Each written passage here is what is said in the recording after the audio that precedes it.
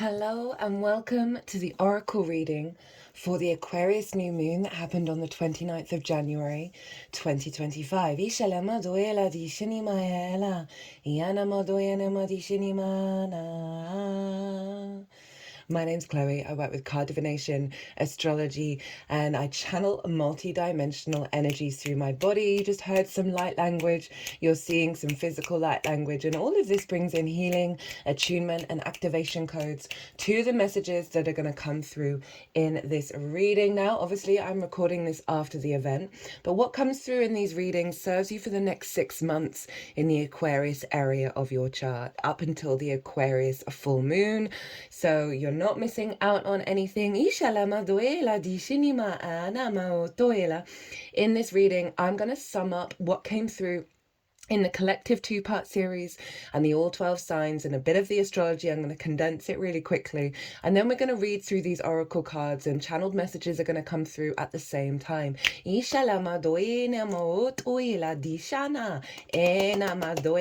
a little bit of housekeeping before we begin. From the new moon to the full moon in Leo, which is on the 12th of February, all private readings are 50% off. The code for that is Luna50. I've put that code in the description box.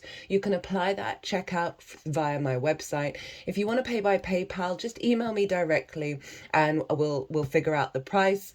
And this is because this new moon, the Aquarius new moon, is always often the lunar new year, unless we have a very early Capricorn new moon, Itoela, which we didn't this year. So this is the new moon, the new lunar year, the Chinese new year as well. And that's what I talk about in part 1 of the collective reading. I break down the meaning of the new year, the lunar new year, the Chinese wood snake, the numerology of the year 9, as well as the cross-quarter fire festival of Imbolc here in the Northern Hemisphere. And that is the midpoint between the Capricorn solstice and the Aries equinox. So big energy with this new moon. It's also the first new moon after the nodes changed signs into Pisces and Virgo, and that energy was really loud in all of the all 12 sign series. I cannot recommend that transit enough of the Pisces North Node, Virgo South Node transit. The energy that is calling in with the eclipses that we're working with over the next year and a half is incredibly profound for our evolution of our soul in this year 9, this completion energy, and then the year 1. It's all very tied in with the big astrology of the next 2 years. I'm going to be doing another little 2-part series, probably maybe a bit more than that, of the work that we do this year is going to be worth it. The soul retrieval that we're doing this year, the reintegration back to the truth of yourself, is going to be worth putting in the daily habits, right? And we all know that that's how we reconfigure our frequency, is by showing up every day and redirecting the energy back to ourselves. And you heard the sort of the light language at the beginning of this video. It sounded very mantra like. And that's been happening with that Pisces Virgo axis transit, as well as this Aquarius new moon. It's been coming through very loudly, and it's really just doubling down on what I felt very compelled to tell everyone is the work you do this year will be worth it. I know you're probably like, oh, but I've done so much already, I'm exhausted. Trust me. And I very rarely say you got to do this and you got to do that. That's not my vibe, but I've just felt very strongly to just say the work you do this year will skyrocket you. And the mantra frequency that keeps coming through. Mantras we repeat. Right? Mantras are this sort of daily repetition. And so they're really doubling down by bringing in that mantra energy in the channeling to kind of like confirm, the work you do, the repeated practices you do this year to get back to yourself are going to be worth it. I've been mentioning mantras recently, and how for me, whenever I play around with different mantras, I always come back to the I am, right? Because it feels sometimes that words limit the intention, the deep rooted feeling you actually have, and the I am encompasses all of this. Now the I am's been been showing up for me everywhere. And this is linked into the fact that Neptune is going to be moving into Aries. And so this is we're in this phase right now with Neptune at the later degrees of Pisces, along with the North Node, of establishing trust, establishing this belief that Source has got our back, that Source really is there and we really are co-creating with Source. There's that element of the faith of it all with that Pisces energy. And now when Neptune moves into Aries, this is the instinct of the I am, that you are Source and you can create your own reality. I felt very strongly inclined, especially in this Aquarius transit. And it's something I've obviously always been aware of, but it can be very triggering for somebody to tell you, you create your own reality, especially when you've been going through difficult challenges. But I felt that call. I felt that call that genuinely we're all in our own little bubbles. We're all creating our own reality. There's big collective stuff going on that we can get very overwhelmed by. And what it feels like is Source is redirecting us. No, focus on your reality, not the external. The more you cultivate your I am energy, the more you cultivate your universal truth, which is very much in alignment with what's going on in this Aquarius new moon, the more your frequency is going to mold your reality. Rather than externalizing that power to the outside world, we are cultivating this within. And the more and more of us do this and go about our divine love, our miracle energy, the more that will then influence the collective, right? So it's the individual path that's going to have the biggest weight at the moment with that Neptune moving into the I am of it all. It's not a selfish act. It is in fact serving not only you, the people around you, but the whole cosmos. Now, this new moon was the main theme that came through before I did the transit was neutrality, not numbness. Now, we can mistake numbness for being neutral. But numbness is that disconnect. Numbness is us needing to hide from certain energies, certain patterns, certain emotions, because we need to go through deep healing. And sometimes we can get stuck in that numbness and that disconnect of being in this 3D incarnation because personal things that have happened to us, what's going on with the collective, just that deep-rooted soul pain. Now, neutrality isn't about not having emotions, not having a personality, not having preferences. It is simply that you are a multi-dimensional, multifaceted being. You are capable of holding space for different energies within you. And the more that you cultivate this state of neutrality, which means that any given moment, any given situation, you are inherently at your root neutral about it. You're not in conflict. You're not in resistance to it. The more that we practice this, the more Source can come in with possibilities beyond the old paradigm, right? Because when we're not neutral, we're projecting our observations of the past into the present, into the future, and we are denying the vast capacity of Source to come in and co-create from unconditional love. So the more that we step in from a place of neutrality and that we are at peace with any given situation, the more we bring in that love energy, that acceptance, that openness to new possibilities, new miracles, new magic, right? And that's the North Node in Pisces. And this new moon, as I said, was the first new moon of the calendar year, as well as the first new moon after the nodes change signs. So we had that full moon in Cancer that was very closely imprinted into the exact moment the nodes change signs. And so that energy was imprinted into this whole transit. And now we've got this Aquarius new moon. And this was very powerful because it was conjunct Pluto and Mercury. And the key message that came through with that is Pluto is inherently neutral for me. That's how I interpret Pluto. It will bring up the exact opposite of that because it wants you to get comfortable with the cycles of life, death, and rebirth, because that's always happening. It's just fact. It's not good nor bad. It just is, right? And so we struggle with that. As humans, we really struggle with change and letting go. And so Pluto will highlight control, distorted power dynamics, right? Obsession, possession, because it wants us to get back into a state of neutrality. For me, Pluto is about what this moon is unearthing our root-id magnetism, our root-id power. It's bringing up a universal truth. That's the Aquarian energy, the zoomed out, eagle-eyed perspective, the egalitarian, galactic, future thinking, vibrational frequency. The universal truth within you was unearthed a particular truth was unearthed during that new moon via Mercury, the messenger of the gods. You know, Pluto's unearthed that from the underworld, and I do not mean that in a negative way. It was that which has been hidden from you that was always there. There'll be strong link to the ancestors as well, both blood and soul lineage, that Mercury is able to transmute and understand and feed into this new moon, into where she was at her darkest, right? The moon, our unconscious, that seed was planted, and the vision of the sun is over the next 6 months. We're then working with this universal truth. The moon was trine Jupiter over in Gemini. What I loved about this is fixed energy, Aquarius energy, can be very stubborn. I say that as someone, most of my chart is fixed, but I am eternally grateful for my Virgo sun, right? That mutable energy, being able to adapt with that which is fixed, right? So fixed energy once it gets going, can keep on going, which is fantastic. But it can struggle to weave and ebb and flow with everything that it's learning during that process.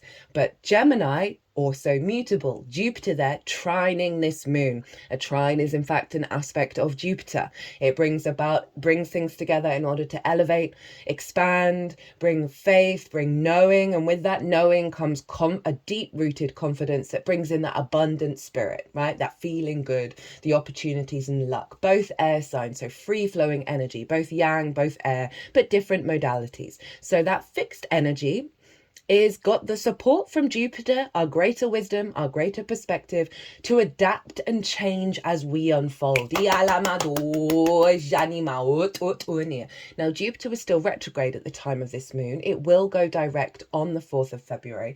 But Jupiter retrograde gives us the opportunity to question things, to not take things on faith in the best possible way, to go inward and figure out, what does this mean to me? How do I want to apply this? How do I feel about this? How do I apply this to my bigger picture? Love a Jupiter retrograde. It really helps us get into the weeds of what is our bigger picture, how do we cultivate abundance on a personal level rather than what we're told of how we should do. Jupiter retrograde is also bringing all of those Jupiter qualities internally, right? So you're really cultivating an inner abundance, an inner wisdom, inner faith, inner opportunities to gather your soul, right? That soul retrieval energy. So we're going to have that underlying over the next 6 months in the Aquarius area of our chart. But Jupiter is going to go direct, and it's going to remain direct in Gemini. So we're going to see the outward manifestation of that Jupiterian energy, but we've still got that Jupiter retrograde imprinted. So we're going to be able to question, is this exactly what I want? Is this exactly how I feel about this? And we're going to be able to evolve very quickly and come to a greater wisdom by allowing ourselves to question. Gemini, very curious, very playful, doesn't take things too seriously in the best possible way, right? It's not throwing facts out just because they contradict old faith patterns. Gemini for me is very much about the synapses and creating new neural pathways. And so Jupiter's really allowing us to do that and be fluid and be open. We're going through a huge consciousness shift, right? All of this alien stuff is simply allowing us to contemplate different ideologies, different ways of engaging with the universe, right? Who are we? What are we? How does it even all work? That questioning is that Jupiter in Gemini that's allowing us to be in a flow state around that and not get fixed and bogged down in certain ideologies. We're breaking away from dogma.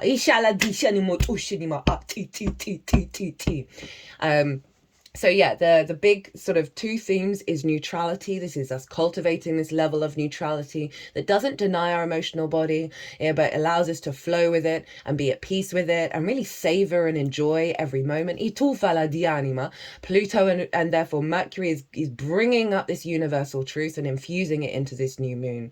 I talked a lot about Hermeticism and the Tao in part 2 of the collective reading, because those are kind of universal principles that work with how the universe works. And the more that we work with those core archetypal principles, frequency, sound, polarity,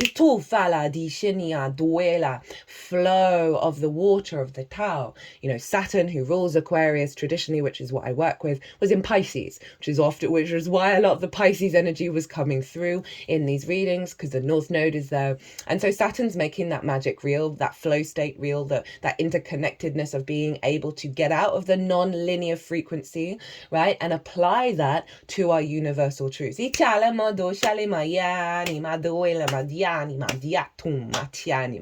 Right, so that's the little summary. Let me just think if there's anything else that I wanted to say. Oh, yeah, let's okay, that reminding me, mustn't forget to do that. So let's get in to these cards. I pulled only one from quite a lot of decks. Usually I do a couple from each, but I just wanted a very clear message from each of these decks to let us know what the intention of this new moon is for us, and it will give us clues and tips and tools of how to work with it. So so we've got this first pile, which feels like it's part of closing out the old cycle, right? It feels very separate in its coloring to everything else. And so let's just see if my intuition is right on that. And it also kind of feels like we're bringing this a little bit into the new moon to really do the further deeper work, but it doesn't seem like it feels very solid in what it's trying to help us heal. So this is from, I can never remember this. I think it's something about getting into the vortex. It's a oracle deck by the woman and her husband who channels Abraham Hicks. It's not a channeler I come across very often. I'm not particularly drawn to it, but I do really appreciate that channel. By default, I could have attracted unwanted relationships. This is tying into that whole we create our own reality stuff, which, you know, I've certainly had really horrendous romantic relationships, specific on that. And it took me a while to realize I was recreating my relationship dynamic with my father, not necessarily the qualities of my father. And that helped me heal. That helped me realize, okay, no, that imprinting in the unconscious went and recreated itself, right? So then it brings me back to the autonomy of I can change that. I made a decision. Oh no, I'm not doing that again, right? I'm not recreating that reality. So yes, it can be difficult to hear, but it gives you your own autonomy and of how to show up, right? Many of the relationships or experiences you have attracted, you would not have deliberately attracted if you'd been doing it on purpose, but much of your attraction is not done by deliberate intent, but rather by default. It is important to understand that you get what you think about, whether you want it or not. And chronic thoughts about unwanted things invite or ask for matching experiences. The law of attraction makes it so, right? So it's kind of tapping into that default unconscious stuff, right? So often we can do a lot of manifestation work, but there may be something really core in your unconscious that has a poverty mindset. I believe as a collective, we have abandonment issues, which then turn into a lack of value issues, which then blocks the full co-creation with source. What's going on with the North Node in Pisces, South Node in Virgo is helping us strip that down. But again, it's highlighting the power of our mind, of our perspective. And Aquarius is the collective energy. It's that higher universal archetypal perspective that helps us zoom out and get detached from the consequences, from the reality, as in you're not taking it so personally. And so that's really coming through to double confirm that, okay, there's an awareness there that we have that power, right? And we're kind of closing out the default. I feel like that default unconscious space, this new moon is going to be bringing conscious awareness to that and conscious power to get away from those defaults.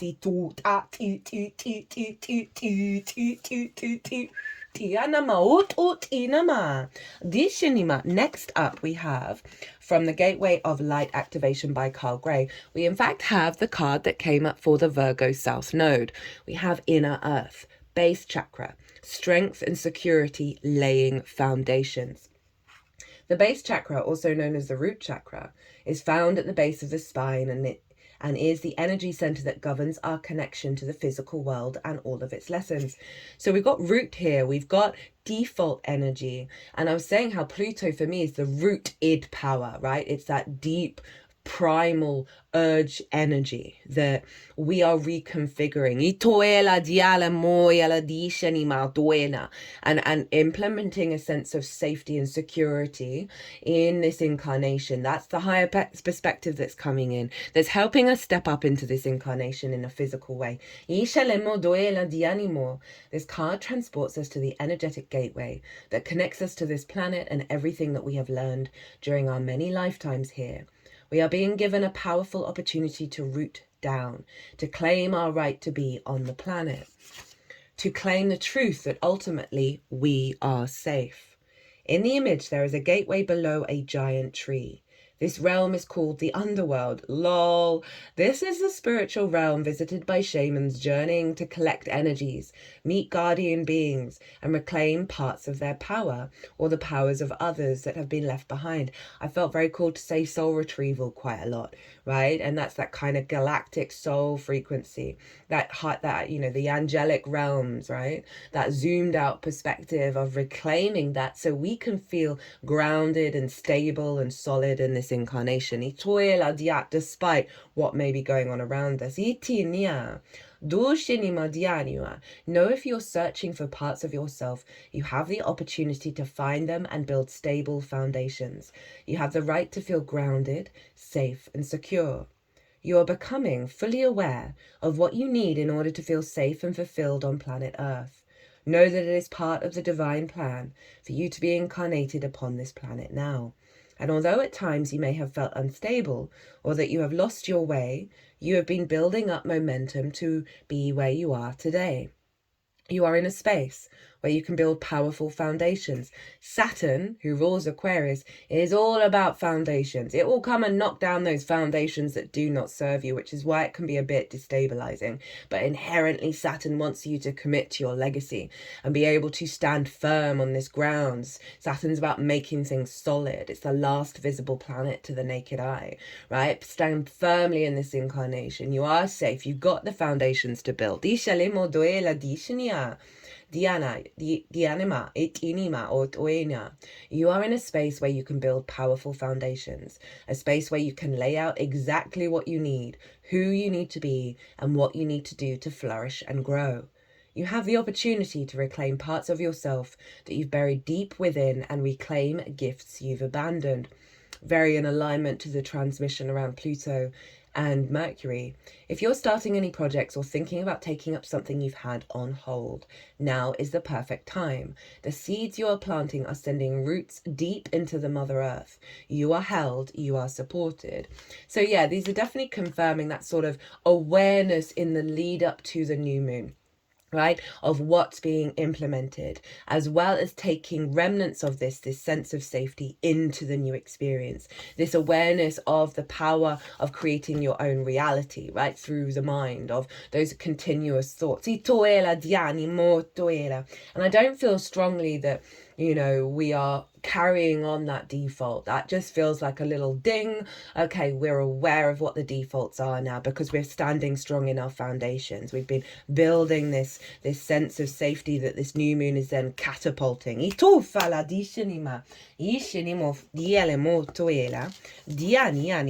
Now, next up we have Ash from the Wild Unknown Alchemy deck, and this is by Krans. I've never had this card before. Memory, ancestors, the past, right? Pluto represents the ancestors. Ash represents what has come before it. The fire is over now, and its flames took with it all recognizable form of what was burned. Only memory and the soft grey ashen substance remain. When this card appears, look back and sift through what has occurred. You are in the realm of ancestors, past relationships, and those that have passed to another realm. Be gentle with the process as it is delicate and sacred. The Ash card asks us to tend to the true nature of endings, grief, and letting go. That's reminding me of a lot of what was coming through in the challenge part of the all 12 signs readings, right? Where I did the activation, the challenge, and how to work with the activation. And the challenges all felt like these things we've got a death grip over, right? These old patterns that are so familiar to us, that they have molded who we are. They are part of who we think as a self that we are. The challenge is to, with that powerful Pluto energy, is to let go of this thing that's had an authority over, this thing that's dominated us, right? That extreme versions of Pluto. And I love the softness of this card, right? The kind of if you touch, say you have a fire and there's a piece of wood that's kind of still held its shape, but then you go to touch it and it just dissolves with this utter softness. Ash is so soft. It's just such a beautiful texture that this is not a dramatic process.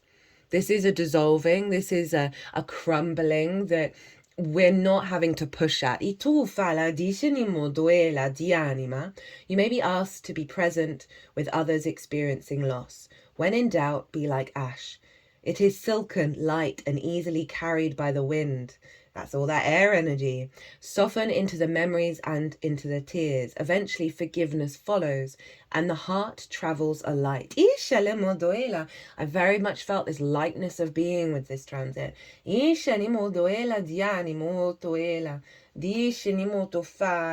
Fire is a great equalizer. Do not take this card personally, but rather as a call to be present and kind to yourself and others as we navigate the challenge of letting go. And very interestingly enough, the Imbolc Crosswater Fire Festival, which, as I said, ties us into the bigger cycles of Earth, which then helps ground us into this incarnation rather than being in conflict with it, is a fire festival. It is linked into the goddess Bridget, right? She is very much linked into the element of fire. And one of the rituals you can do around this time, obviously do safely, you can do it with a candle, a little tea light, or if you've got a fire opportunity, is jump over the fire once and let go of something, and then jump over again and bring something in. So that is that kind of transmutation energy that's showing up here of the release. And so if you're feeling connected to a certain energy with this ash card, that might be a lovely practice that you do around this time to let go of it, right? And then acknowledge that there may be still processes to do after that, right? But it's not going to be as heavy and as dense. You might want to go watch the All 12 Signs series for your sign and see what came up in the challenge. That might be something to let go of.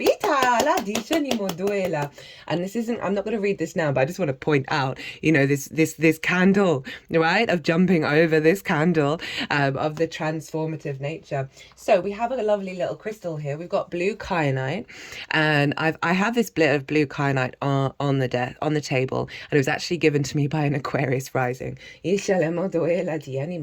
Speed and movement, unlock your destiny, comes to you.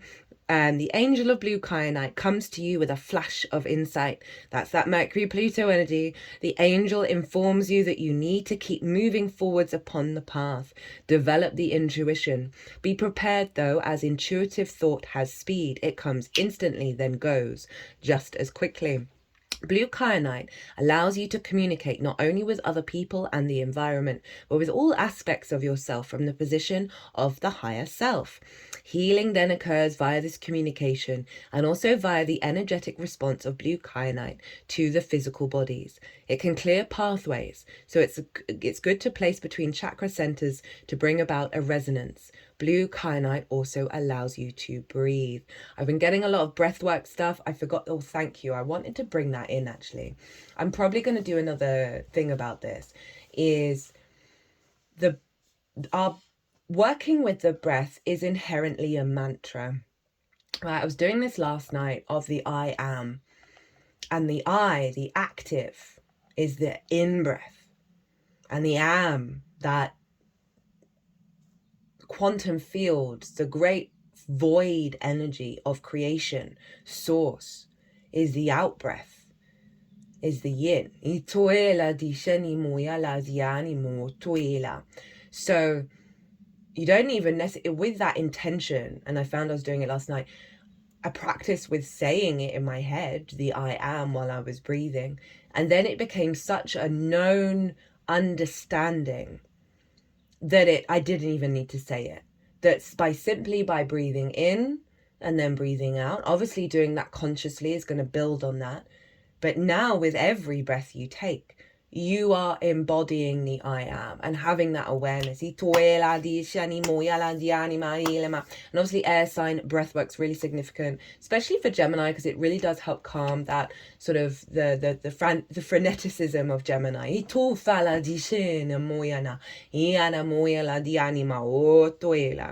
Blue kyanite can create a two-way flow between the lower and the higher mind. Therefore, mentally, it can bring about a sharp focus and clarity. It teaches you to be. So emotionally, you may feel restless until you expand your creative expression. Let go of yourself. Dare to be. Itufana. Hold a piece of kyanite in each hand. Do I have another bit? Yep, I've got another bit here, so we'll do this together. Hold a piece of blue kyanite in each hand. Relax and wait until you feel a flow of energy. There is a light above your head and a light beneath you. The two are joined together with a line of light. A two-way flow of energy occurs. It has speed and movement. Now is the time to unlock your destiny.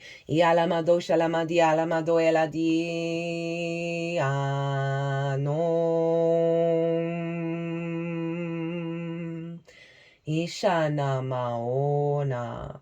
Dishana madu fini mai tit. And interestingly, I've got very sort of yin yang energy with this kyanite. Ituela dishani maola mandianima. Itani maom. Om.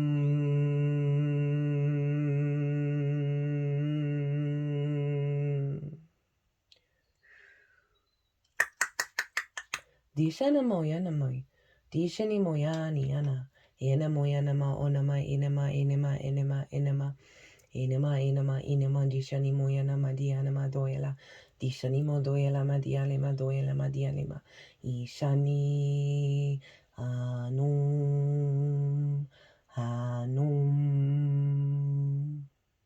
Diana modofania. Kyanite is also, it activates and cleanses and integrates all of the 7 chakras, the main 7 chakras in our body. Itoela, Dishanima Oto. It's just wanting to go at the root. You can't see it. It's just underneath the otter. Ishani Muyana, Di Tufala Dianima. Oh, I'm feeling very calm. Ishinia Mauyoni Moto. My third eye's now throbbing. Itala Moyana Moyut.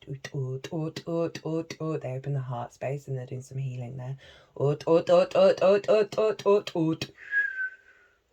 Dishini Danima. They're bringing it up to the throat. Itala.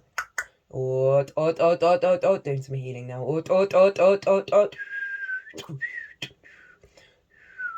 Yanama Ishini.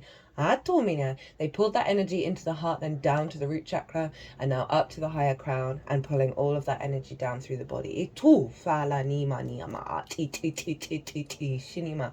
Oh yanama dianima. The hands were moving on either side of the body, and now sort of going back, then moving to the other side each hand, like the integration of the yin and the yang. Itoy, the masculine, feminine, not sex specific. We have it within all of us. 6 yin signs, 6 yang signs. You can't avoid it. Itala in the natal chart. Ito fala dishinima utuena. Right, isha tishinima utuela. So next up we have from the Shaman's Dream Oracle. We have straddling worlds. This is exactly what's going on with us right now. Wandering between realms, being comfortable in 2 states, reinvention. When the straddling worlds card shows up, it's an invitation to get used to living with 1 foot in your old world and 1 foot in the new. There is no going back to the way things once were, and what will be is not yet fully here. You might find the delicate balance that can bring you delight as you relish the past and all your memories, along with awe as you glimpse the astonishing and exciting future. Do not wait for applause. Move on quietly, humbly, invisibly to others. This card brings an invitation to begin not only a new chapter, but a new book in your life. Do not break the news to anyone. Let people be as surprised as you are as you reinvent yourself. Make sure you are not just slightly improved and a more polished version of a dated and obsolete you. Birth yourself into someone original. Do not feel like you have to explain yourself or be understood by anyone. That's so Aquarius, right? Aquarius is very comfortable being its unique self. And being okay around others who are also their unique self. It can be very much the black sheep of the family, right? So this is this sense of your universal frequency, your universal truths, and not conditioning yourself to the outside world. And having the courage that's coming through here with that Pluto energy to be able to transform radically back into your true self. Do not feel like you have to explain yourself or be understood by anyone. Become a mystery, even to yourself. Gaze into the mirror one morning and be pleasantly surprised.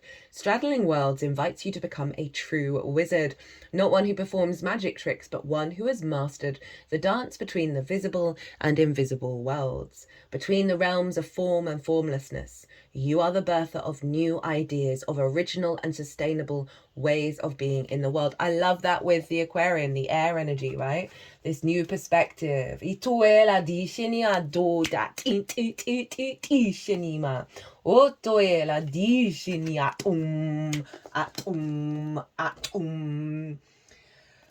Next up, guys, I mean, this oracle reading, when I pulled all these cards, I always do it before every transit. I just saw the buzzwords, and a lot of the time I forget what any of the cards are about, and I love that because then I don't get spoilers.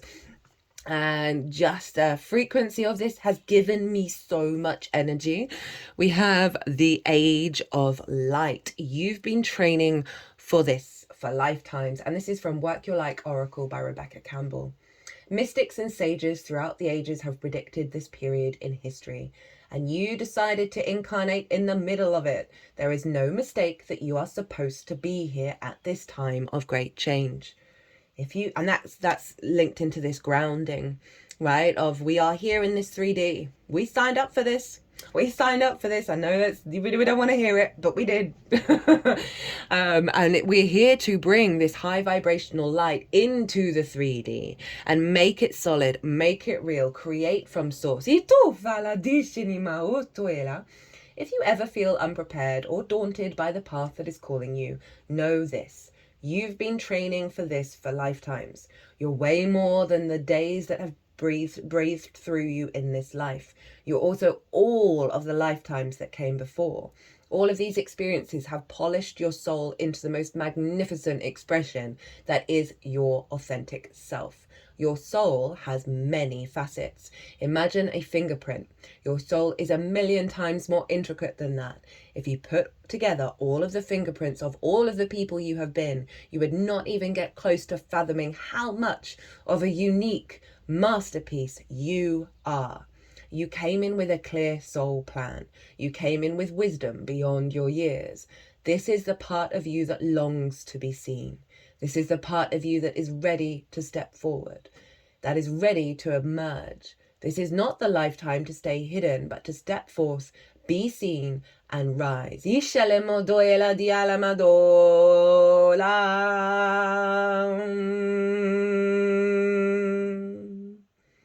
call forth the soul gifts and soul training that I have received throughout all of my lifetimes.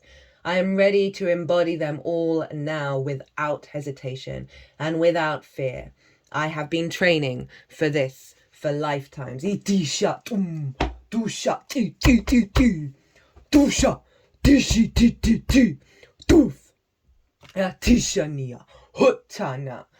Right? They're not wanting to mess around, that win this big transition away from fear into power.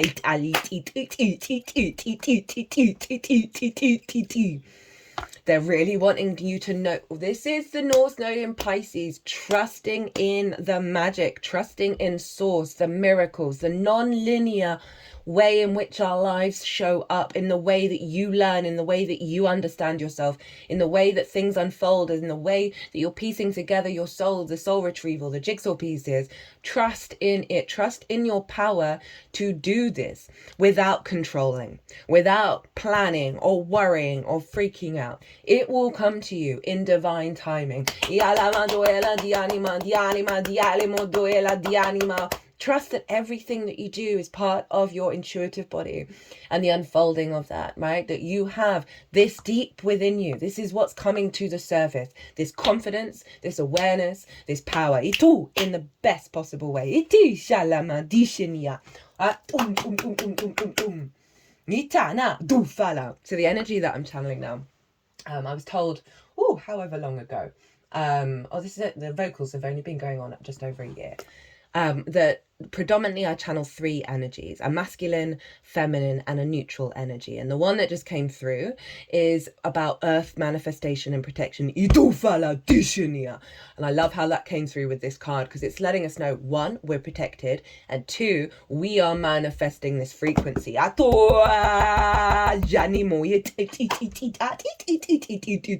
one's the neutral one. This is code. This is like universal, archetypal, foundational shit. Sorry for swearing. This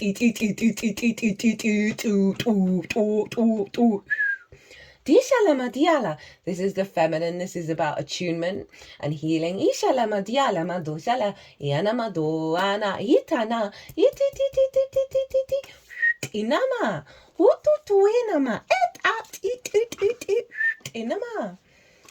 So next up from the Starseed Oracle, we have deep cellular healing. A Taurus energy. Now, from what I've been connected to the Arcturian energy for a while now, and they work with DNA healing, like quantum healing. It's kind of like getting to the root of the distorted code rather than like working your way down through all the layers. They just go straight to the core and heal at such a profound level. Third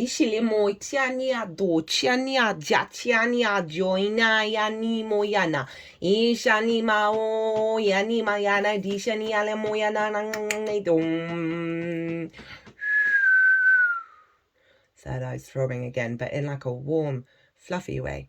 Ooh, that's interesting. Yala, very, very fire-like, but like really soft. And obviously our third eye is our deep inner knowing, right? And the more that we're connected to that, the less we have to control what we're doing. Ooh. It's like there's just this warm ebb and flow that's going on in the third eye. Physical and emotional healing. Your body knows how to heal. Healing is your natural state. Physical and emotional disharmony can be a reflection of how the world, inner and outer, has been out of alignment. If you're suffering from a mystery or chronic illness, don't allow yourself to think you've done something wrong. Today it's difficult to navigate our health. If this card has made its way to you, you're being called to focus on your healing in practical ways, to prioritize your health, to be kind and tender to your miraculous body, to give yourself the grounding and care you need, to put your body first, to nourish yourself as if you would a newborn baby, to treat yourself with tender care. You may be called to switch things up with your body or your emotional well-being, to call in a team of helpers to support you in navigating any challenges you may be experiencing emotionally. The Arcturians are a galactic group of beings who have mastered deep cellular and emotional healing. They want you to know that it's possible to feel vibrant in your body as well as in your skin, to have your cells return to effervescence and vitality, to find calmness, contentedness, to have a soothed nervous system and a tranquil heart. Aquarius rules the nervous system because Saturn, who rules Aquarius, traditionally is all about systems. Now with Capricorn, it's the bones. And with Aquarius, it's the nervous system. So it's, again, that zoomed out perspective where you're not in fight and flight. And when we're in that space, when we're in high cortisol, high adrenaline, when it inflames the body. And that's what most of disease is all about.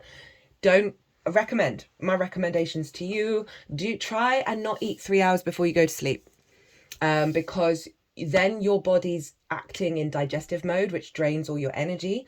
And when what you want to be doing is prioritizing that before you go to sleep. So that's just a little 3D thing that you can do, Itoya, but I definitely feel some big healing is coming through. I'm feeling very serene. There's a softness. It's predominantly around the outside, really, of the third eye that I feel like that's coming into the core of my body at the same time. So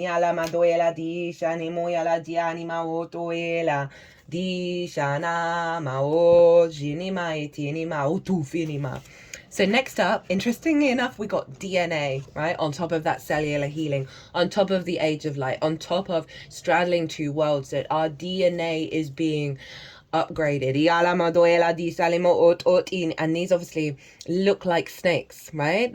We're in the year of the wood snake. Imbolc is very much about the raising of the earth energy ley lines, the dragon lines, the snake lines. That transformative shedding of skin of the numerology of a year 9.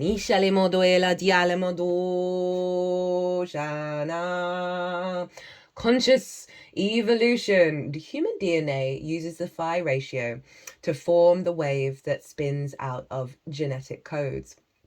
Within the double helix of our DNA and the human energy field, we have access to a hidden store of knowledge and wisdom called the Force, or Holy Light. Unlocking this information is a primary study of many individuals today who feel that human potential and the ability to heal ourselves and the planet are encoded in this spiral matrix. We presently know the 2 strands and 64 genetic codes in our DNA. We are in a process of activating codes that will, I think, like 2/3 of those codes are dormant. I can't remember the exact percentage. We are in the process of activating codes that will aid in the shift from 3rd dimensional to 4th dimensional reality, which the course evolution is taking. We are turning on 10 additional strands of DNA, which include the present 2, which will afford us what seems at this point unlimited possibilities.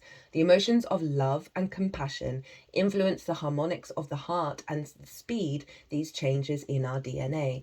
Each time you act from your heart rather than from your fear, you contribute to the evolution of humankind and the healing of Mother Earth.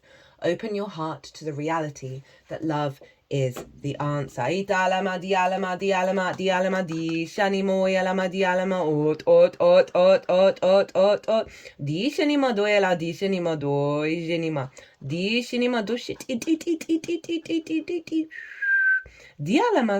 They're bringing some Arcturan energy through our crown chakra.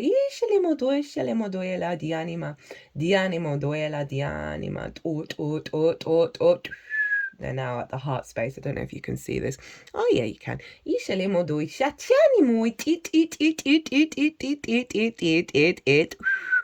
Diana moina di shana mayana mayana moyana maya.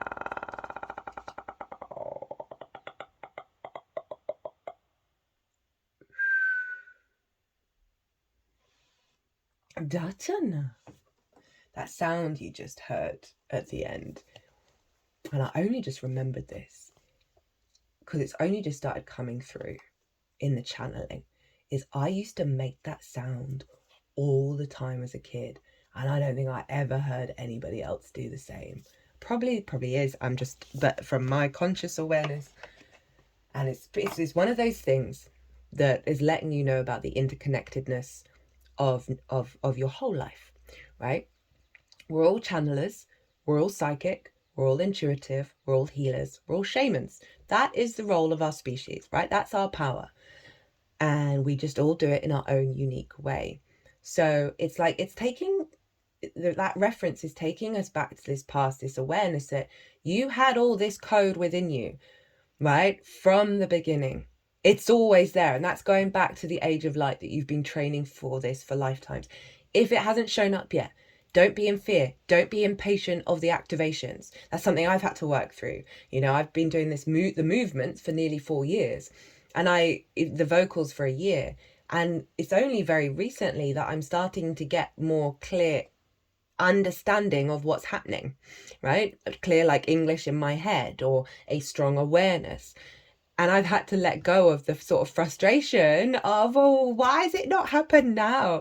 And this is that sort of the understanding of the passings of time, and that it's always within you. Trust in that, be open to that, and that will create less resistance. The less I've got out of resistance, the more the activations have come in. There's also divine timing as well. But I feel like that's just sort of calling. If you're like, oh, I don't have these kind of things, you do. You fully do. You fully do. It's just the timeline that you're on. It perhaps isn't happening in the way that you think you want it to happen, when actually it's happening in how that's going to activate a deeper power within you. But with this new moon, strongly feeling with all of this energy that we are going to see some big shifts, some big activations that's in alignment with this new space that this evolution of consciousness that we're all collectively walking through. We're going to be doing it in different stages because that's how it works and that's how it integrates in a healthy way. But I can see a huge part of us, right, really being in alignment with this frequency, and it's almost like it's shortening the time frame in which it needs to happen. It's all in the past because we're clearing so much that has blocked a lot of this stuff. So, transformation. This is from Rumi's Gift Oracle deck by Ari Hanava. And Rumi was a Sufi mystic. The Sufis used to get drunk, fall in love, dance, spin around, and write poetry, all in the name of source. I was dead, and I became alive. I was tears, and I became laughter. The reign of love began, and I became eternal. This is how it works, love said. If you are not mad, you are not welcome in this house. So I became mad and I stumbled through the wilderness. Love said, if you are too clever and sober, you are not welcome. So I became intoxicated with love. I drowned myself in the sacred wine. Love said, oh candle, you are using your light to attract others. I screamed, take my light. And I became nothing but smoke. Love said, you have glued feathers to your arms. Why should I give you wings? So I tore off my feathers. Now I can fly. Ishanima, dishinimo duela, dishinimo yala dianima. O shinima dianimo yala dienimo tuela. Dishinimo duela, dishinima duela dianima. Dishinia duela dishinimo due eshinima otuela dishinimo tofiana dishinimo duela dianimo tuela. So I'm just going to read what she's written a story linked into this poem in the book. How having come from a long line of sages and scholars, right? We've done it for many lifetimes. Rumi had acquired a massive library of rare and precious books. He only allowed his wife to enter his library to dust the books and clean the covers with rose water. It was in the past, different times, but you know. You'd like to think that a Sufi poet would be cool with his wife. And let her read. Soon after meeting Shams, the pair entered a 40-day period of seclusion. When they emerged from this period, Rumi went into his library, fetched the most prized books, and threw them in the fountain of his courtyard. His wife, who had already mistrusted Shams, and this was another wanderer who Rumi met, ran out to stop Rumi. She said, what are you doing? Have you gone mad? Your great-grandfather wrote these books. And she reached into the fountain and fetched a book. The book was completely dry and in immaculate condition. She looks at Shams in disbelief and said, what is this? Some kind of magic? Rumi, without a moment's hesitation, replied, no, the real magic is that I am now the living book. Right? This is the universal truth of pure transformation, that we are the wisdom that we are seeking. And this is going back to the I am.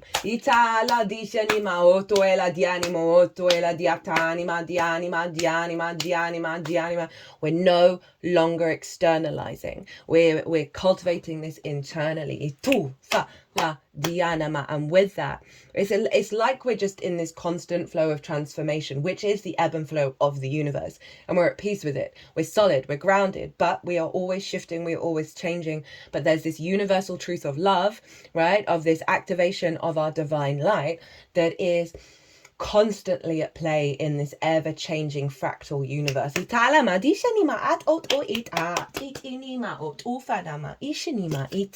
Speaking of universe, next up we have this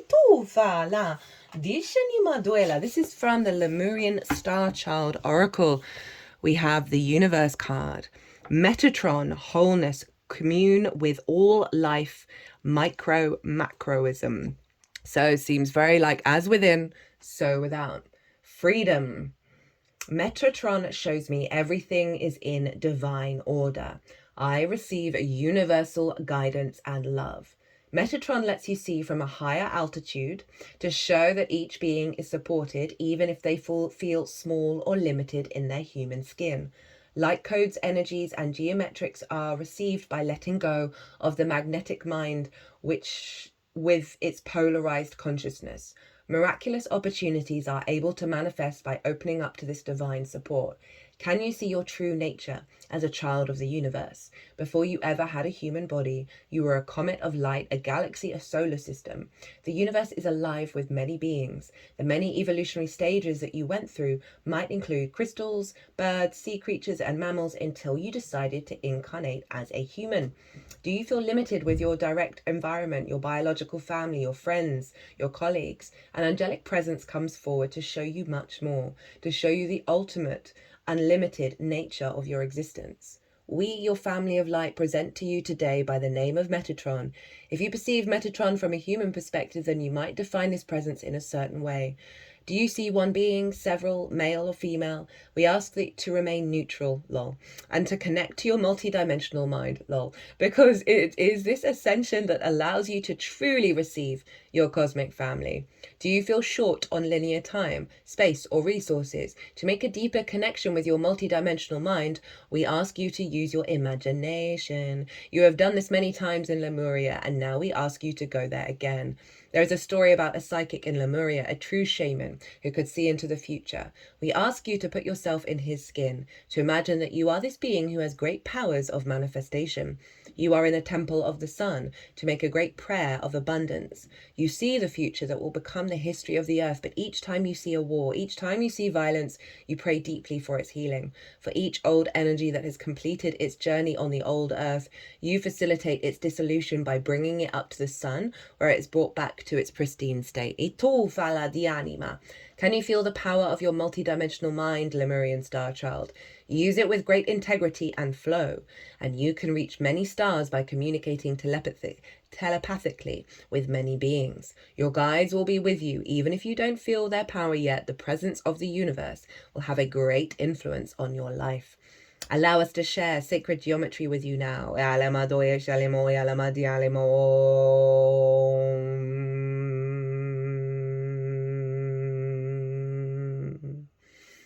For me, sacred geometry is very much linked into Aquarius. Tools that can, a bit of Pisces as well. Tools that can help you ascend. Do you feel attracted to certain shapes such as stars or pyramids? See those shapes before you now to anchor the Metatron energy within the cellular structure of your physical body. Oh, interesting, bringing back that cellular reconfiguring to this universal truth. Do you feel floaty if you travel through the universe? Your body is becoming a conduit for this universal energy, so allow it to recalibrate. The sacred geometry of Metatron will bring in a strong physical structure. Let these words of Metatron sink into your whole being. Receive the love and support that is your birthright. Does it bring up memories of feeling unsupported in your life? The universe always supports you, even if you are missing support from humanity. Receive the gifts that are the whole universe want to give you. There are many gifts. Some are physical and some are inner gifts like peace and joy. You are a citizen of the universe, and you are being asked to receive this. Let go of identifying yourself with certain family, tribe, or country. See that these identifications are temporary and man-made. Do you see yourself as Lemurian or another spiritual category? Do not be limited by a title, even of Lemurian Star Child, because you belong to the universe. I let the universe carry me, Metatron guide me, my heart be love. Now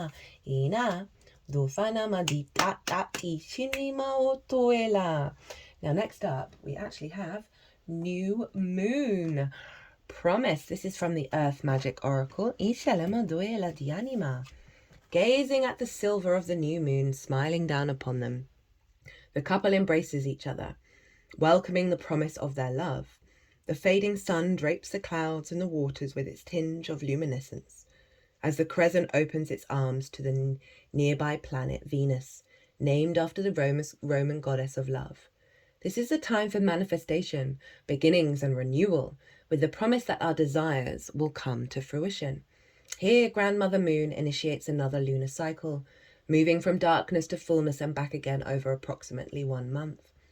Her promise of what is to come is embedded in the first glimmer of her light, as she emerges from behind the curtains of darkness that had recently encompassed her. It is a promise that has been kept for as long as she has existed. This is a time to launch a project, a new relationship, or renew something that has been put aside for a later date. With your intention and willingness to allow a full cycle to complete itself, that which you desire will manifest. The seed of that idea is ready to emerge from the darkness of your subconscious into your full awareness. The next step is to put into action what is required to fully realize this idea. A promise has 2 meanings. It can be a commitment and guarantee to yourself or someone else that a particular thing will happen, or it can imply that something specific is expected to happen. When your will is aligned with the will of spirit and your intention is focused upon what you wish to have happen rather than the problems, there will be a fulfillment and the promise is kept. So, very big energy come here. Okay, I feel like it's really soothing, that ash, that dissolving, that transformation, the letting go of the grief. The promise of this transformative frequency here is going to come through as with the unfolding of this new moon.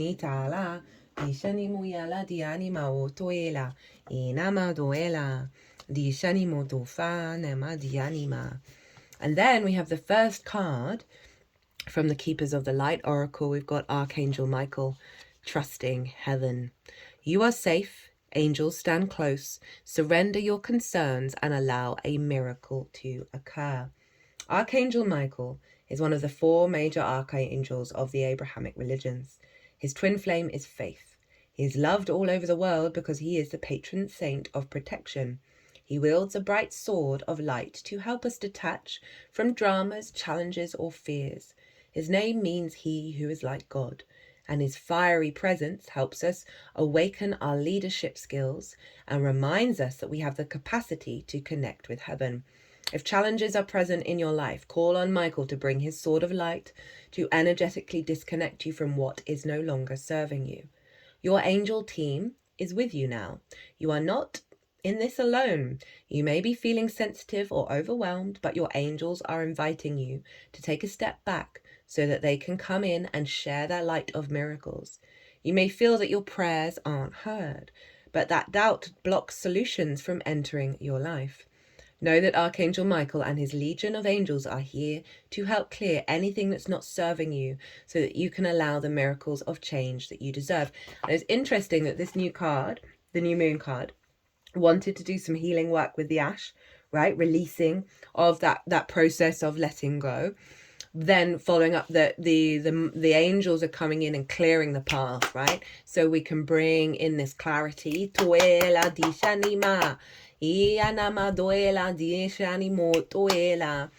And next up we have the Soul card. I love this deck.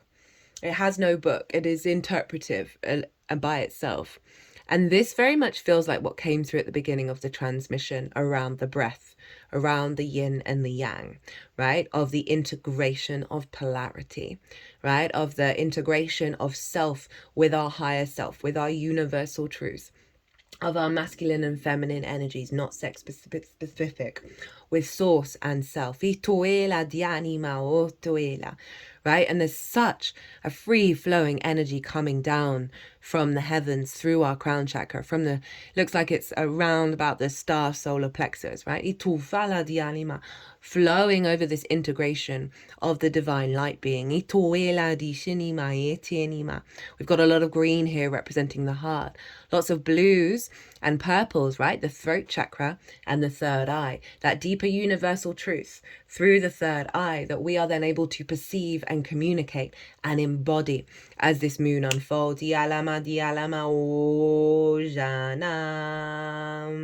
This figure is also reminding me of the Roman god Janus, or Janus, where it's two heads, one looking to the past, one looking to the future. It's often a symbol used around the new year of our being at peace with the past, finding the wisdom from the ancestors, right? Being entwined in the moment, in the now, with this wise intention to embody our true, integral, divine DNA upgraded self as we move forward. And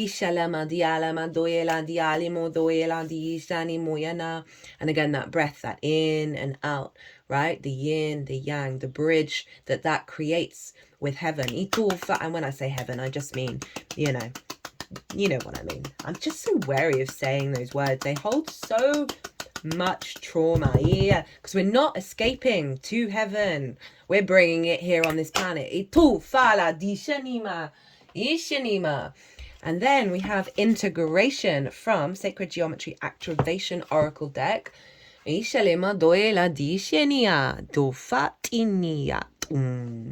frequency of integration supports our embrace of every aspect of ourselves, allowing what we perceive as positive and what we perceive as negative to harmonize in a balanced symphony of life.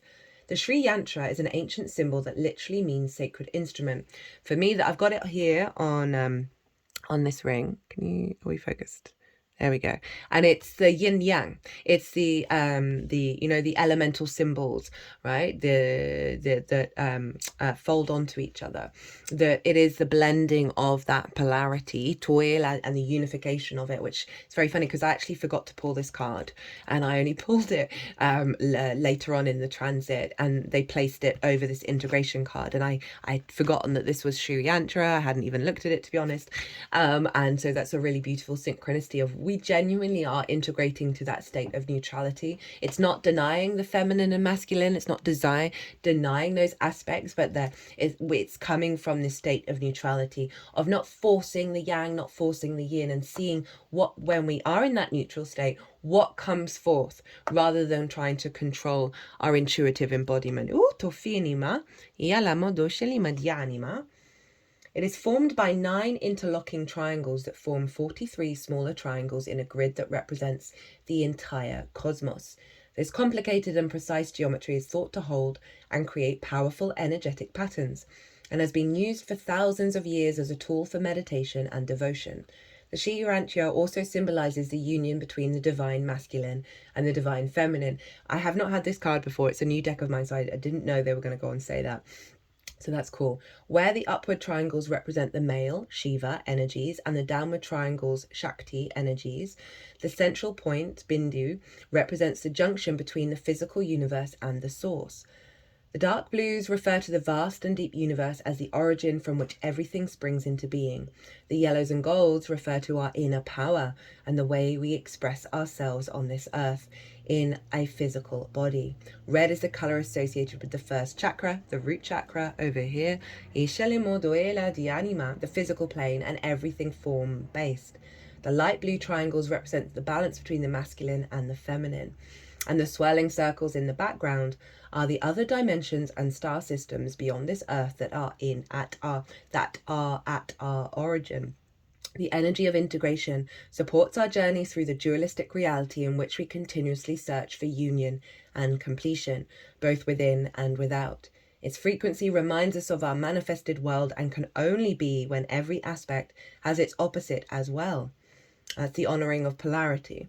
Only when we integrate everything that comes to us, when we embrace every aspect of ourselves and of everyone and everything around us, again, the neutrality, can we we find an inner only then can we find an inner state of equilibrium. Itu fala dishinima ina diale modo fala diatum machetinima otoela.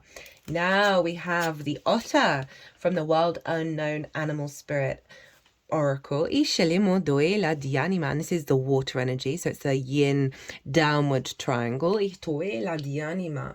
Unobstructed joy, playfulness, contentment. So this is following the integration, right? This is what's unraveling. This is what's being revealed. Ishelimo doela. Perhaps the most joyful creature within the animal spirit deck. No way. The otter represents absolute bliss. Otter energy is the playfulness of a child available to us at any age.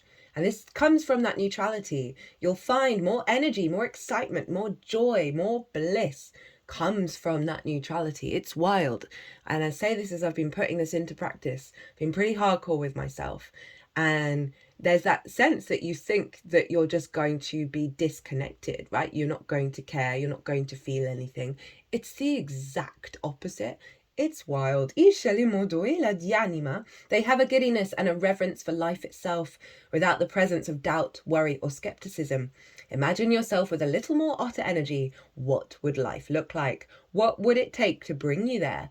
The otter card begs these questions and wants to transport us to that precious place as soon as possible. The celebration awaits. When in balance, full of love, needs nothing. When's out of balance, gloomy, sighs, makes silly excuses. To bring into balance, dance party or celebration.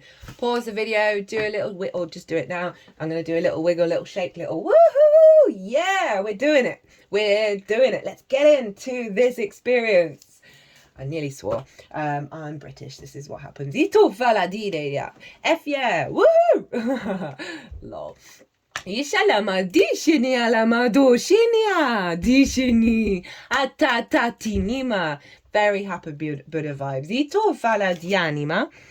So we have from the Spirit Messages Oracle by John Holland, we have Seek. Ishani muyani madoela. The power of spirit exists in all things. Everything is made of energy, and every single thing in your physical world, including plastic, guys, right? I know natural, less processed stuff is better for the physical vessel, right? It's better for us, really. But love your plastic in your life. Don't hate it. It serves a wonderful purpose. It's terrible what's going on the planet. Don't get me wrong. We're going to find some kind of bacteria that breaks it down and eats it, and then it disappears, right? I know that. That's just there's going to be something so simple that's going to radicalize what we do with plastic. But I want you to appreciate everything, the tarmac that you're walking on, even though it's blocking the ions from the earth to your feet, right? All of that stuff, because then you're not in conflict, you're not judging, you're not criticizing, you're not resenting what's going on, which only feeds that fear matrix. And that is a big message linked into the Virgo South Node.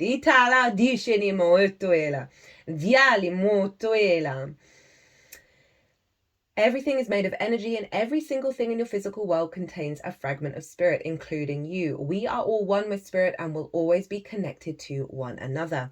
The spirit world is sending you this card because we feel you may be forgetting that you are a multidimensional being. So we want you to remind you that you're a spiritual being as well as a physical being.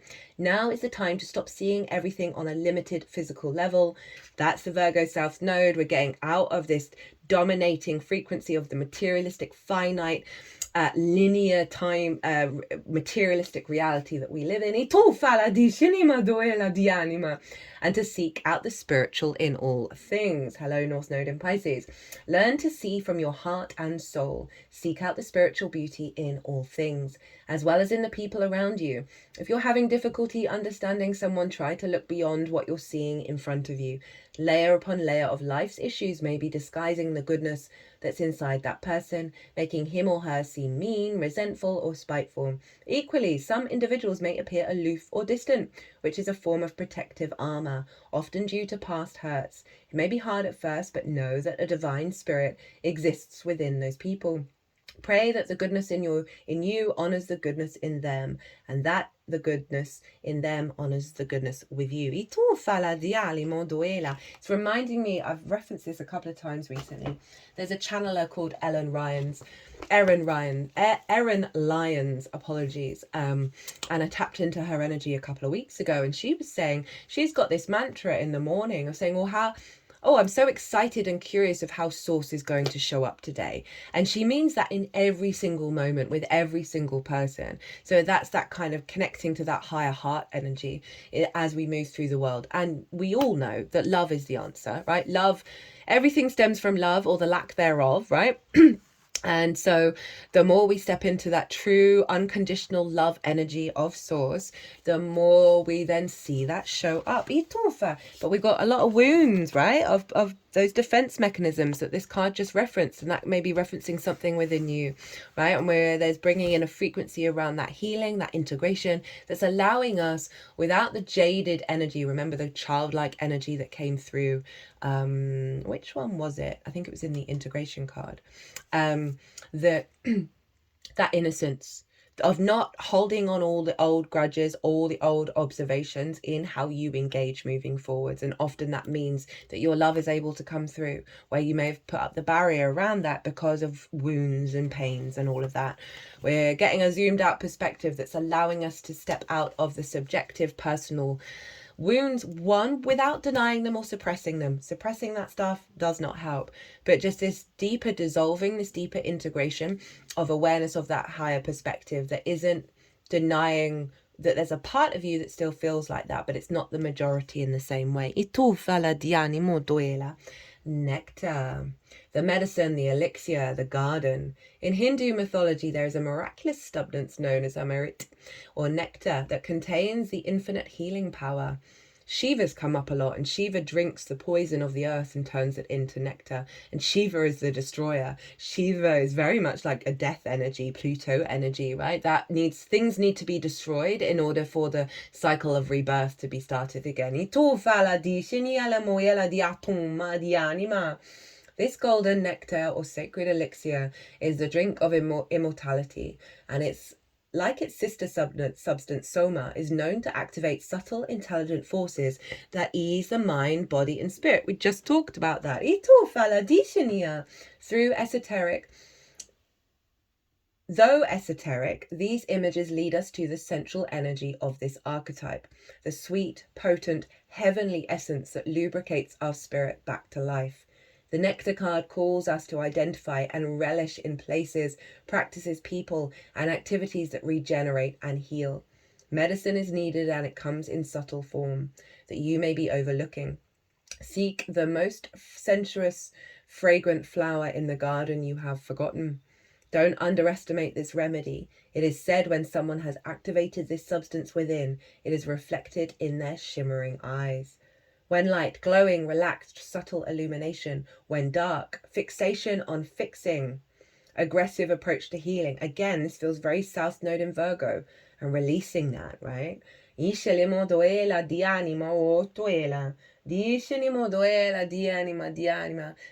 the nectar within you, dripping from the crown of the head. Wasn't there a cut? Oh, this one. Dripping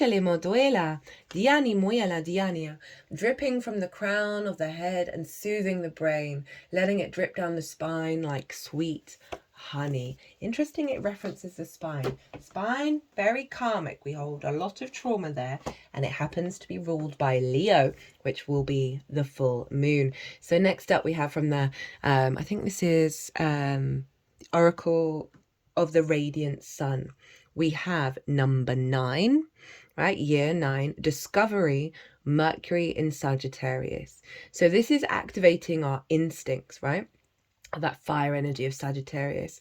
And it's interesting because this card is a very Sagittarius card, of our capacity to roam freely around our experiences, to find the light, to find the joy, to find the wisdom, our divine light within ourselves, and see it and communicate it and experience it out in the world, right? There is, we've got this Egyptian energy here. We've got a ship that's traveling into a new landscape of a deeper esoteric meaning, right? A deeper resonance. So our understanding of reality is taking us into new frontiers, into new realms, new landscapes, that is bringing a deeper meaning into our incarnation and our capacity to perceive the light in every given situation, and get the codes and get the downloads in any given situation, because we're operating from a place of neutrality. Okay, so from the Four Agreements Oracle, which for me is a Mercury deck. It was written by a Virgo sun, given to me by Gemini rising. And I cannot recommend the Four Agreements enough. It's a very short book. I think you can find it on YouTube, the audiobook. I do like having that book in physical form. It's very cheap. You can find stuff on eBay. The more you follow the Four Agreements, the more your life will change, right? These feel like very strong universal truths. Be impeccable with your word. Express your love. Impeccability of the word can be measured by your level of self-love. Oh, truth. That is just legit. If you love yourself truly, madly, deeply, unconditionally, you will express that love in your interaction with others, and that action will produce a like reaction. Right, so we talked about that, didn't we?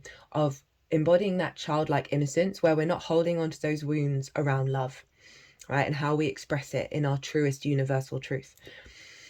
And so this feels like some radical, deep acceptance, healing, growth here around that awareness of the more we step into spaces from this vibrancy of love without any expectations or assumptions of getting it back.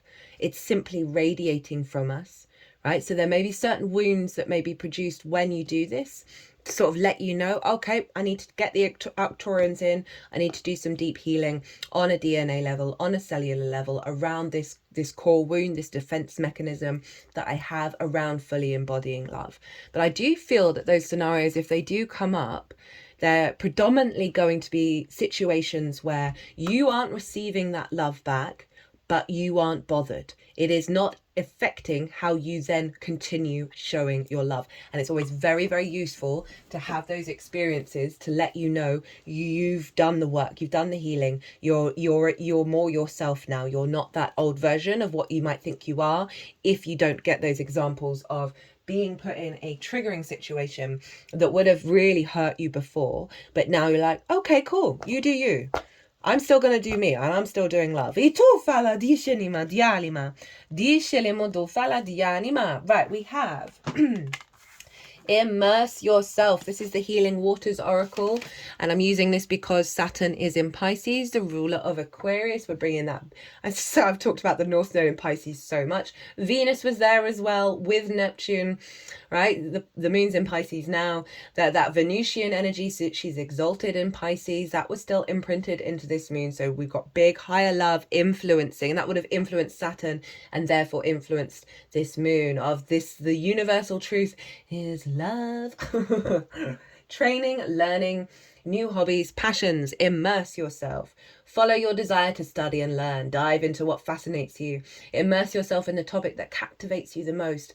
Maybe there's something you're passionate about that you're called to deepen your knowledge of through study and learning, or something you want to experience more fully. You're being encouraged to increase your wisdom and to experience life in a deeper way, to follow your passions and embark on some kind of higher and deeper learning. What are your interests? What would you like to learn about? What topic fascinates you? What could you talk about or read about without getting bored? For me, legit, astrology, it gives me life. It saved my life. Y tu fala di anima o toela helped me understand. It helped me not feel mad at the need I have for depth and nuance and meaning, multi-layered energy, complexity, right? It helped me see that has always been here, even if I felt very isolated of not finding that in so many things. What makes you come more alive? Maybe you're being called to consider a new career or explore the possibility of training in a new field. Maybe you're being called to simply surrender to your passions and dive even deeper into them in your spare time. Education, whether traditional or experiential, can never be taken away from you. you know, and Aquarius is very much about the higher learning, right? That sort of information and our capacity to think for ourselves is one of the core things that helps our evolutionary process, right? I think education, it is at the root of a lot of our problems, the lack thereof, and the conditioning and the group mindset, and not teaching kids to critically think, right? We go into dogma, we go into fixed ideologies. It doesn't help us. Life is education, right? Everything that we do is a constant learning process. It's what I use every moment of my life. Oh, what am I learning from this? How do I feel about this? Right? And it gives such a deeper resonance to every experience. So it doesn't necessarily have to be a course. It can be how you show up to your own life. Knowledge can open the mind and light up the soul. What do you want to understand more deeply? Is there something you've been considering studying, whether it's a structured way or more experiential? Is there a course or a program you're interested in? Is there something you're longing to explore for yourself? What piques your interest? What could you learn about without getting bored? What interests you? What makes you come more alive? So it's that focus point on that, right? And I do feel with the predominant energy that's come through in this reading is love and your wisdom, learning how to operate from that place of unconditional love. That's a powerful, powerful study. I'm going to be doing that. I know I certainly still have some wounds of how I show up, right? They're dissolving. They feel less and less attached to you. Oh, thank you. That's reminded me of something I wanted to bring up. It's kind of tied into another thing that's come up. Is when you're not feeling this, right? When you're in that kind of wormhole brain, when you're in the fear state, I want you to sort of realize that it's just letting you know that that isn't a constant anymore, right? Say you're doing the work and then you have a day. Be grateful, offer love to that and say, thank you for showing me that this isn't my permanent reality. And then there's also the other side of it, of those things happening, the more shadow aspects happening, come up to let you know, oh, this is going on, but I'm not attached to it in the same way. I'm more of the observer in that given framework. And so it's always a blessing. And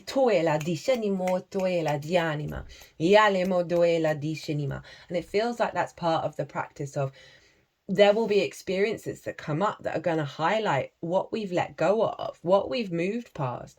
And they're coming up to let you understand your own journey and the work that you've done, and wanting you to celebrate. There was a card, I think it was the otter, of celebrate the little things, and they're not little, right? Celebrate how you've evolved, where you're at now, how you're responding. Be really, really loving and kind and supportive of yourself. This cracked me up that this came out. No decisions, just grooving. So sad.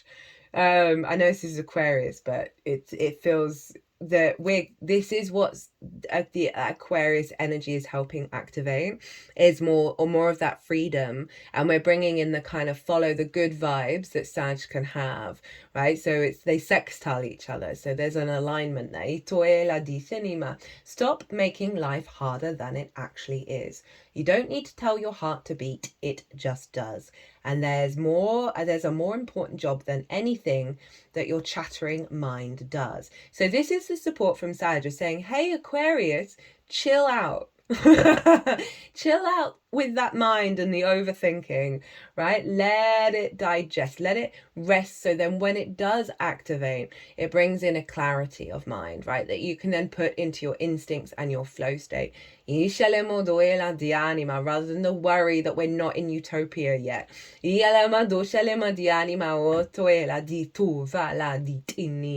Why so serious, Aquarius? It's ruled by Saturn, so there is a seriousness to it. And Aquarius can say no, right? It can have a default of no, and this is big yes energy, which I'm here for. Let go and dance to the rhythm of it all.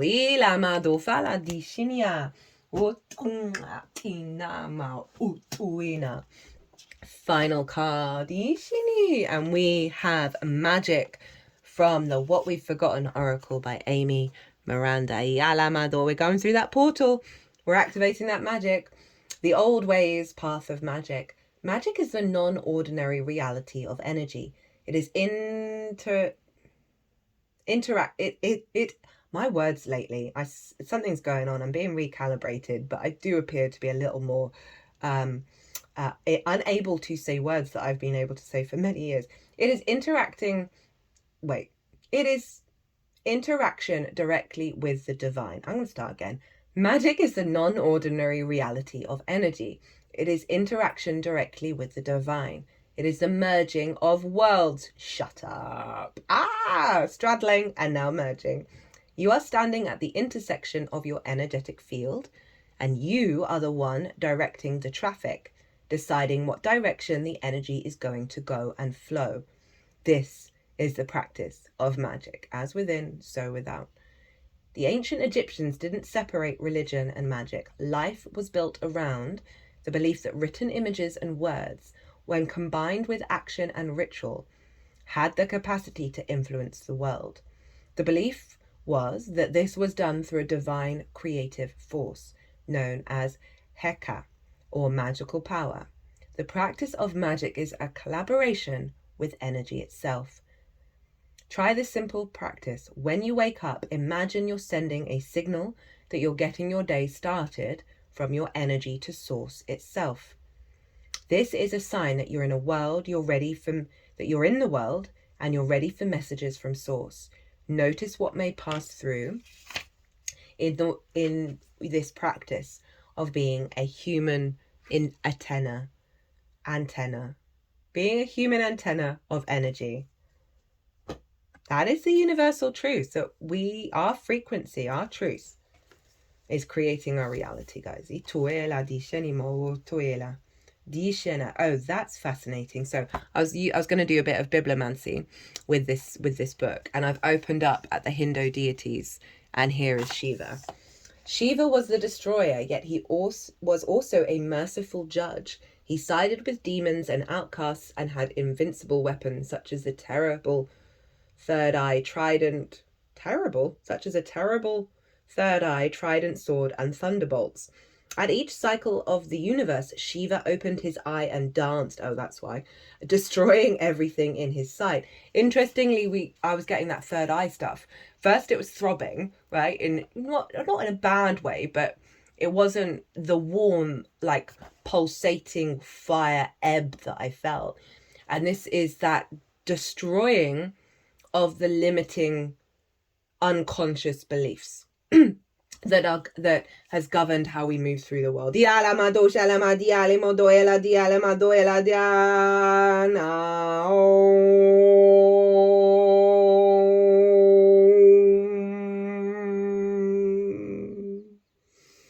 Destroying everything in his sight, including the universe, until creation began again.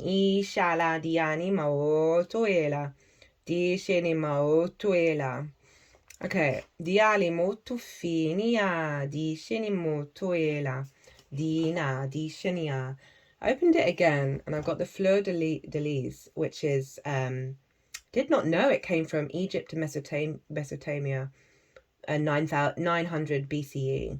It's a symbol used in France quite a lot. I had no idea about that. It's a popular decorative motif of purity.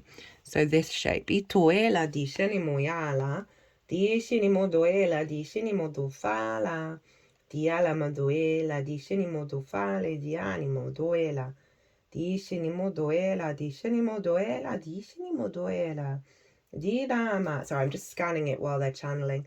Itoela diceni modofala, diceni moyala. It's used as a symbol to give divine authority to the king, right? So to our own I am. But I like that it's that purification back to the truth of that.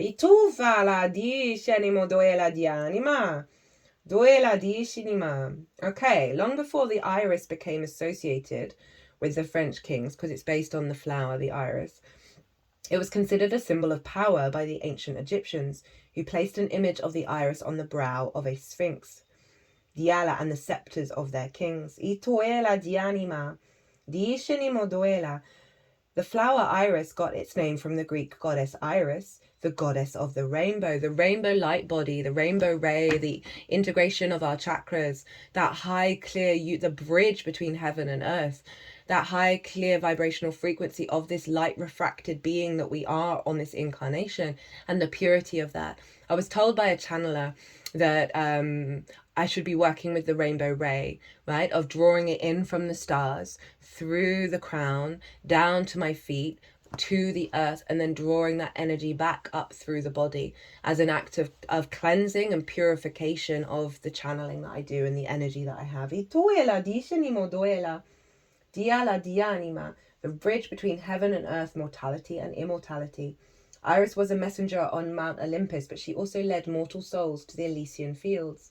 In ancient Greece, men would often plant an iris on the grave of their beloved as a tribute to the goddess, in the hope that Iris would take the deceased across the dangerous landscape of the underworld and lead them to eternal bliss. Shut up, get in, source. As a sacred flower, the iris was credited with healing powers and was used in ancient Greek medicine. Iris was associated with the Virgin Mary. The 3 petals of the flower were said to represent faith, wisdom, and chivalry, and to be sign of a divine favour. The symbolic trinity later spread to other countries. Well. What have we got? This sense of bringing in the rainbow bridge in our incarnation. And operating from a higher perspective, but things are being destroyed in order to bring this frequency through. So trust the process, allow the alignment to happen, right? Remember, we've got the kyanite, which does integrate all the 7 chakras, so that light body, right? The bring that all together.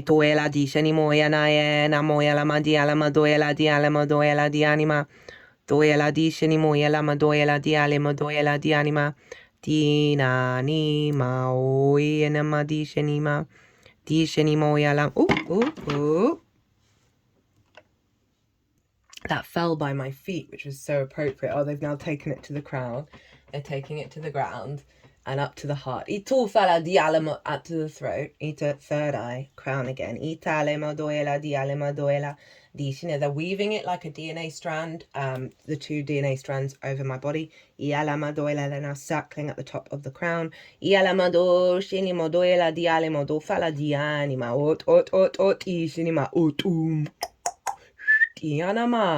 Dishinimo doela ditinimo ishanama. Trying to get this into focus. Yanama. There we go. Ishinimo doela dianima.